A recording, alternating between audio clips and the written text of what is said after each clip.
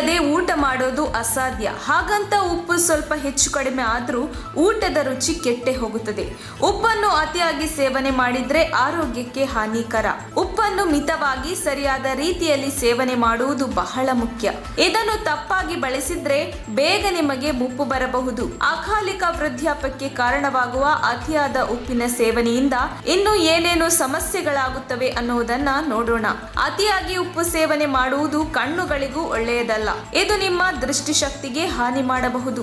ಅತಿಯಾಗಿ ಉಪ್ಪನ್ನು ಬಳಸುವುದರಿಂದ ನಿಮ್ಮ ರಕ್ತದ ಮಟ್ಟವೂ ಕಡಿಮೆಯಾಗುತ್ತದೆ. ಅಷ್ಟೇ ಅಲ್ಲ, ಕೆಲವರಿಗೆ ದೇಹದ ಮೇಲೆ ಅಲರ್ಜಿ ಸಹ ಉಂಟಾಗುತ್ತದೆ. ಕೂದಲಿನ ಸೌಂದರ್ಯಕ್ಕೆ ಹೆಚ್ಚು ಗಮನ ಕೊಡುವವರಂತೂ ಉಪ್ಪನ್ನು ಕಡಿಮೆ ತಿನ್ನಬೇಕು. ಹೆಚ್ಚು ಉಪ್ಪು ತಿಂದರೆ ಕೂದಲು ಬೆಳ್ಳಗಾಗುತ್ತದೆ ಎಂಬ ನಂಬಿಕೆ ಇದೆ. ಹೊಟ್ಟೆಯ ಸಮಸ್ಯೆಗಳು ಅಥವಾ ಅಧಿಕ ಬಿಪಿ ಸಮಸ್ಯೆಯಿಂದ ಬಳಲುತ್ತಿರುವವರು ಉಪ್ಪನ್ನು ಸಮತೋಲಿತ ಪ್ರಮಾಣದಲ್ಲಿ ಸೇವನೆ ಮಾಡಬೇಕು. ದೇಹದಲ್ಲಿ ಊತದ ಸಮಸ್ಯೆಗಳೇನಾದರೂ ಇದ್ದರೆ ಅಂತವರು ಜಾಸ್ತಿ ಉಪ್ಪನ್ನು ತಿನ್ನಬಾರದು. ಹೆಚ್ಚಿನ ಜನರು ಜ್ವರ ಬಂದರೂ ಹೆಚ್ಚು ಉಪ್ಪನ್ನು ಸೇವಿಸುತ್ತಾರೆ. ಜ್ವರ ಬಂದಾಗ ಉಪ್ಪನ್ನು ಜಾಸ್ತಿ ತಿನ್ನಬಾರದು. ಉಪ್ಪು ನಮಗೆ ಅಗತ್ಯ ನಿಜ, ಹಾಗಂತ ಅತಿಯಾದ್ರೆ ಅದು ಕೂಡ ಅಪಾಯಕಾರಿಯೇ. ತಕ್ಷಣ ಬೇಕಾಗಿದ್ದಾರೆ.